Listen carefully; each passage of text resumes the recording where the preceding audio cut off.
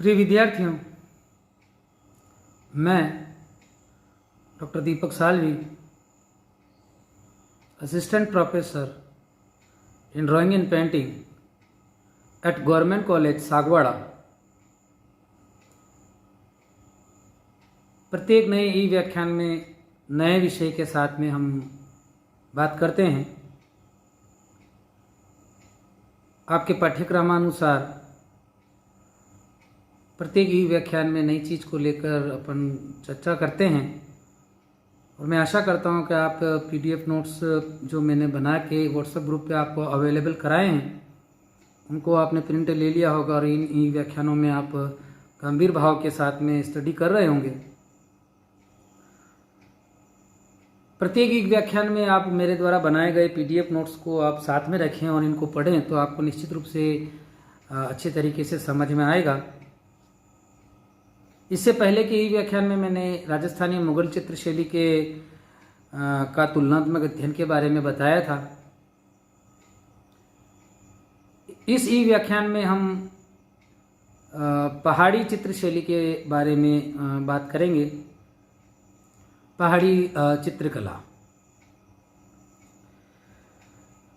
हिमालय की घाटी में या हिमालय की गोद में पंजाब, हिमाचल और जम्मू कश्मीर के क्षेत्र जो हैं वो इन क्षेत्रों में जो विकसित कला रही उस समय उसको हम पहाड़ी चित्रशैली के नाम से जानते हैं। और पहाड़ी क्षेत्र में सुरम्य प्रकृति, हिम आच्छादित पर्वत श्रृंखलाएं, शांत वातावरण ने कलाकारों के मन को नवीन सृजन की ओर आकर्षित किया और जिसमें राजस्थानी तथा मुगल चित्रशैली की विशेषताओं से ओतप्रोत प्रतिभाशाली कलाकारों ने इस नवीन शैली में कार्य किया, जिसे पहाड़ी चित्रशैली को बहुत बड़ा लाभ हुआ। इस शैली में क्षेत्र में अवस्थित कई छोटी बड़ी रियासतों का महत्वपूर्ण योगदान रहा, जिसमें गुलेर, कांगड़ा, चंबा, बसोहली, गढ़वाल, कुल्लू, मंडी आदि क्षेत्रों को और आदि चित्रशैलियों का महत्वपूर्ण योगदान रहा पहाड़ी चित्रशैली में। और मैंने पहले के ई लेक्चर में भी आपको इंगित किया था कि मुगल साम्राज्य के पतन के पश्चात या मुगल शासकों के कला के प्रति कम रुचि के कारण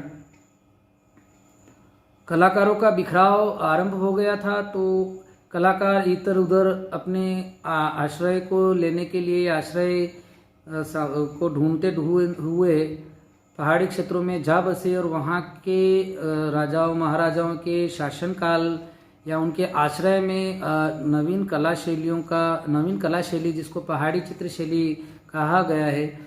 और ये जो कलाकार थे ये मुगल चित्रशैली के और राजस्थानी चित्रशैली के कला तत्वों को और कला विशेषताओं को लेकर गए थे और उनके वहाँ जाने पर वहाँ के वातावरण से और वहाँ के शासकों के रुचि अनुरूप चित्रों का निर्माण किया, जिसके कारण पहाड़ी चित्रशैली अपने आप में एक नई विशेषताओं को लेकर उभरी, जो भारतीय कला के इतिहास में, चित्रकला के इतिहास में अपना महत्वपूर्ण योगदान रखती है। और जो उस समय जो चित्रित हुई कलाकृतियाँ वो आज भी देश विदेश के कई कला संग्रहालयों, निजी और व्यक्तिगत कला संग्रहों में सुरक्षित है, वो भी आज हमें देखने को मिल सकते हैं। और पहाड़ी चित्रशैली के आश्रयदाताओं में बसोली के राजा कृष्णपाल, गुलेर के गोवर्धन सिंह, चंबा के उमेद सिंह, कुल्लू के प्रीतम सिंह आदि प्रमुख हैं। और पहाड़ी चित्रशैली की जो निजी विशेषताएं हैं, निजी जो कला तत्व हैं, उनकी जानकारी सर्वप्रथम आनंद कुमार स्वामी ने दी। इनकी पुस्तक राजपूत पेंटिंग्स जो इन्होंने लिखी 1916 में, और उसमें इन्होंने पहाड़ी चित्रशैली के चित्रों को मुगल चित्रशैली और राजस्थानी चित्रशैली के चित्रों से अलग बताया, अलग विशेषताएं बताई। इसके पश्चात 1930 में जेसी फ्रेंच ने पहाड़ी चित्रशैली के विभिन्न केंद्रों की यात्रा कर हिमालय आर्ट नामक पुस्तक में आकर्षक पहाड़ी चित्रशैली के चित्रों को प्रकाशित कर अपना कला में लेखन कार्य किया। इसके पश्चात W.G. आर्चर जो प्रसिद्ध कला विद्वान रहे हैं, उन्होंने पहाड़ी चित्रशैली पर 2 पुस्तकों का प्रकाशन किया। पहली पुस्तक Indian in the Punjab hills और दूसरा कांगड़ा पेंटिंग्स। इन पुस्तकों में आर्चर महोदय ने पहाड़ी चित्रशैली के चित्रों के साथ साथ इस शैली पर कई लेख भी लिखे। इसके अतिरिक्त अन्य कला मर्मज्ञों ने भी पहाड़ी चित्रशैली की विशेषताओं पर प्रकाश डाला, जिसमें M.S. रंधावा ने पहाड़ी चित्रशैली पर कांगड़ा वैली पेंटिंग्स और कृष्णा लीजेंड इन पहाड़ी पेंटिंग्स आदि पुस्तकें प्रकाशित की। इसके साथ ही सन 1958 में काल खंडालवाला ने पहाड़ी चित्रशैली पर एक विस्तृत अध्ययन दी पहाड़ी मिनीचर पेंटिंग्स प्रस्तुत किया, जिसमें पहाड़ी चित्रशैली की विशेषताओं का हमें विस्तृत रूप से पता चल सका। अब हम आगे बढ़ते हुए पहाड़ी चित्रशैली के प्रमुख कलात्मक जो केंद्र रहे हैं, उनकी चित्रशैलियों के बारे में हम अध्ययन करेंगे। बसोली चित्रशैली का आविर्भाव किन परिस्थितियों में हुआ, यह एक महत्वपूर्ण प्रश्न है।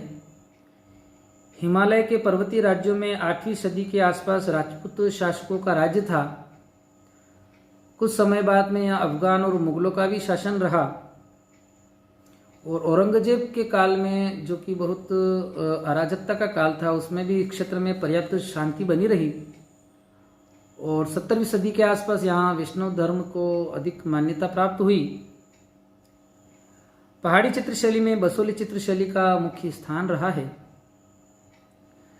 क्षेत्रफल की दृष्टि से तो बसोली एक छोटा सा राज्य था उस समय, किंतु उसका अपना एक सांस्कृतिक और कलात्मक वैभव था और बसोली के जो शासक है वो अपने आप को पांडवों के वंशज मानते हैं, महाभारत काल के पांडवों के वंशज मानते हैं। और कुल्लू राजवंश का राजकुमार राजा भोगपाल बसोली राज्य का संस्थापक था। यहाँ के राजा बेलुरिया नाम से प्रसिद्ध हुए और जम्मू के पास स्थित इस छोटे से कस्बे, पड़ोसी ठिकानों के प्रभाव एवं निजी पारंपरिक पूर्व ठिकाने बसोली में कला का प्रथम प्रमाण सन 1694-95 में भानुदत्त कृति रसमंजरी के चित्र हमें देखने को मिलते हैं, जिसमें कला प्रेमी शासक कीरपाल सिंह हेतु चित्रकार देवीदास ने किया इनके चित्रों का निर्माण और इस परंपरा को परवर्ती शासकों ने आगे बढ़ाया एवं विभिन्न पारंपरिक विषयों का चित्रण किया। वर्तमान में यह सचित्र प्रति भारत कला भवन वाराणसी में संग्रहित है। इसके पश्चात के उत्तराधिकारी शासकों में मेदिनीपाल ने चित्रकारों को प्रोत्साहित कर बसोली चित्रशैली की परंपरा को और अधिक बढ़ावा दिया। इन्होंने अपने शासनकाल में रंगमहल, शीश महल आदि बनवाए।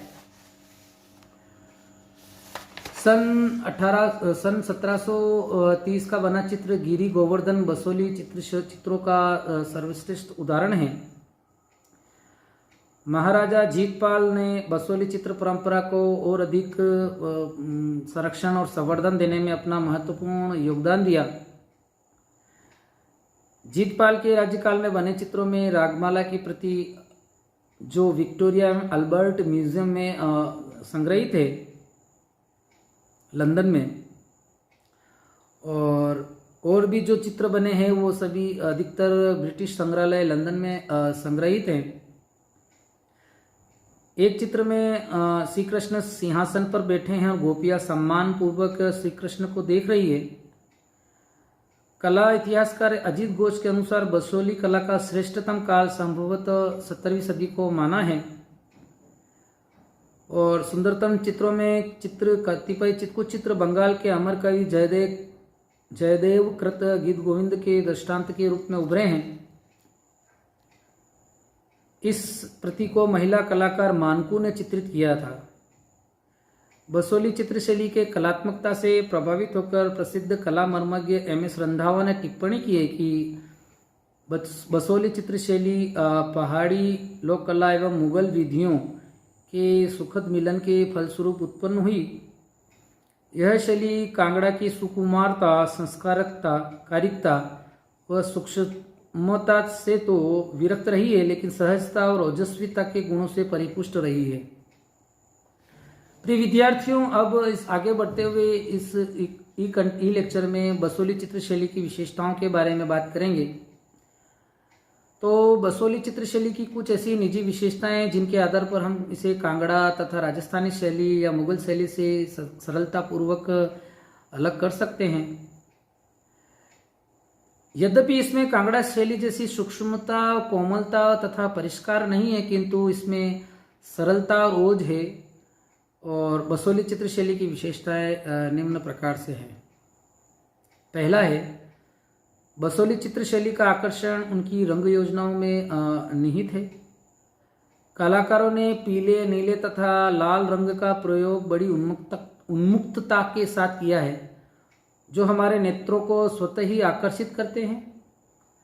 बसंत, धूप एवं आम मंजरी हेतु पीले रंग का प्रयोग हुआ है। नीला रंग श्रृंगार भाव के उद्दीपन हेतु लगाया गया है।